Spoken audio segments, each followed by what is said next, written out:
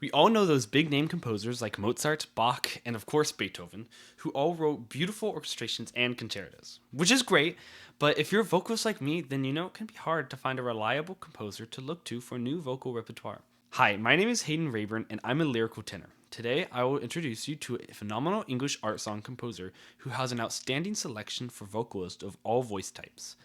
By the end of this video, you'll walk away with 3 stunning Vaughan Williams pieces that will elevate your vocal repertoire whether you're soprano, alto, tenor, or a bass. Who is Ralph Vaughan Williams? Well, even though you may think his name would be pronounced Ralph, it's Rafe.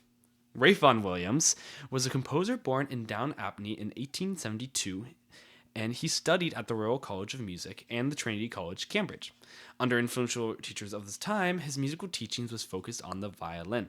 Ralph Vaughan Williams also famously disliked the piano, which eventually shaped his compositional voice. Vaughan Williams' vocal works are deeply expressive and often drew from English folk traditions and poetry. His time serving in World War I as a stretcher bearer and later as an artillery officer significantly impacted his music. This is heavily seen in both well-known song cycles On Windlock Edge and The Songs of Travel. Before we dive head first into the 3 pieces that I chose for you today, I think it's important to know why singers love Vaughan Williams so much and why I chose him for you as this first composer spotlight video. On the Talk Classical forum I started, one user said he's unequivocally one of the 2 greatest composers England has ever produced, and by far the nicer natured of the 2 as a human being Benjamin Britten and his, not so warm character, despite him being a genius. Vaughan Williams' beautiful imagery between the music and using lyrics only when music alone can't express the ideas makes every vocal work stunning and intimate. This goes back to when I showed you the quote, "The duty of words is to say just as much as the music has left unsaid and no more."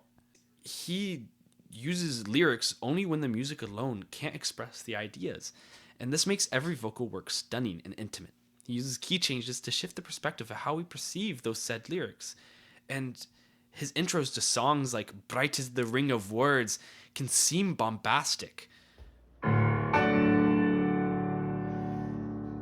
Bright is the ring of words when the right man brings them. Fair the fall of songs when the singer sings them. But this large intro can quickly shift into a much more intimate sound. Still they are carried and set on wings they are carried. After the singer is dead and the maker buried.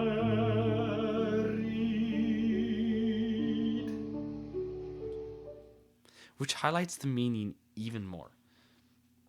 Another shared, RVW, Ralph Vaughan Williams, paints extraordinarily vivid pictures with sound that remains so unique to me. His composition style is truly far and few between, and none execute it quite as well as he did. These sentiments echo across YouTube comments and forums where vocalists praise his ability to evoke such emotion and imagery through his music. Among the emotional connection, there are practical ones too. It's practically required to bring an English piece when auditioning for colleges and competitions, especially in the States or in England. Ralph Vaughan Williams fulfills that requirement while still being extremely iconic and adhering to a wide range of vocal maturity and difficulty. Before we dive into those 3 songs, like I promised you, like I said before, my name is Hayden Rayburn and I'm a lyrical tenor and a senior in high school. My passion is helping others who love music or just starting with music to find their passion. I hope to make these videos covering important topics like vocal health, audition help, composition analysis, and discovering composers like this video, among many other ideas that I'm excited to share in the future. I believe people who have the passion for music and the dedication to learn music shouldn't have to empty their pockets to do so. I want to help those people as much as I possibly can. However, if you do decide you want to support me, my Patreon is in the description below. Finally, let's highlight the 3 Ralph Vaughan Williams pieces. The first piece is very well known among the classical world, yet not overplayed or performed. This piece is called Silent Noon. Silent Noon was written by the poet Dante Gabriel Rossetti. This piece features beautiful and bombastic moments. This piece must be performed with emotional intensity from beginning to end. It has legato phrasing and an abundance of romantic expression. Yet, it isn't overly difficult in the slightest. This is one of my favorite pieces to go at any audition, whether it's a competition for regional or state, or if it's a college audition like Juilliard, I use this for my audition. I've seen every voice part perform this piece, tenor and soprano in key of F major, then baritone and alto in the key of E flat major, and bass in D major. You can find accompaniment tracks all over YouTube, along with the sheet music at imslp Public Domain Library. Your hands lie open in the long, fresh grass. The finger points look through like rosy blooms.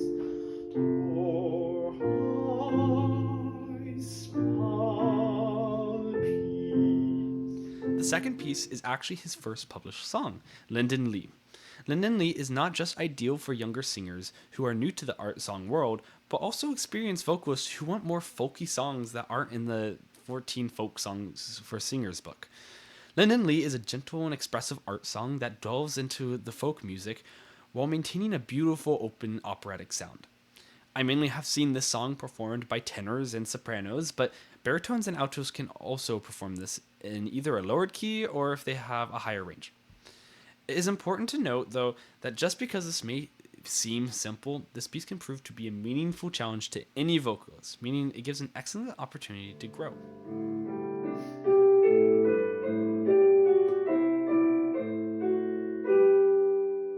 Within the woodlands flowery claded by the oak tree's mossy root, the shining grass blades temper shaded now do quiver underfoot, and birds do whistle overhead, and water bubbles in its bed, and therefore may the apple tree do lean now low in Linden Lee.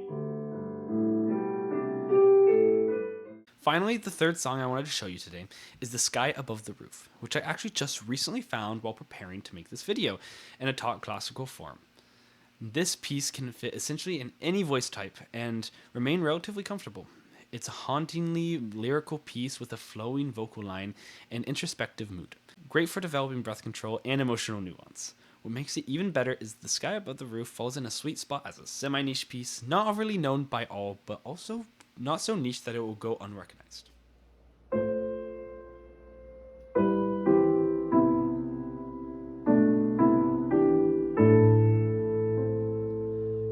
The sky above the roof is calm and sweet.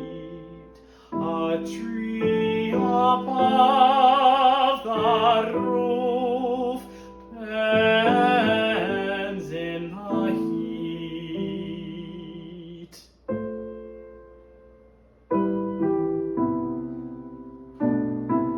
Again, these are just a few of my favorite examples of Ray Vaughan Williams literature that can benefit any vocalist. However, I do feel like I have to mention his most famous song cycle for vocalists by far. This song cycle is primarily written for baritones, basses, and higher key for tenors, but could be interesting to have one of these pieces included in a soprano or alto set. This song cycle is the famous Songs of Travel. Every song in the song cycle is amazing, not a single flop. So please look into that song cycle as well if you're interested. I hope I gave you the start you needed to look at more pieces by Ray Vaughan Williams.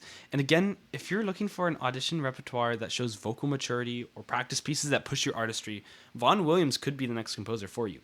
I put links to the songs below in the description among other useful links for vocalists and all musicians. Now it's your turn. Please explore his vocal works, find your next favorite, and let your voice grow. If you made it this far, drop a comment with your favorite art song or one that you're dying to try. Peace.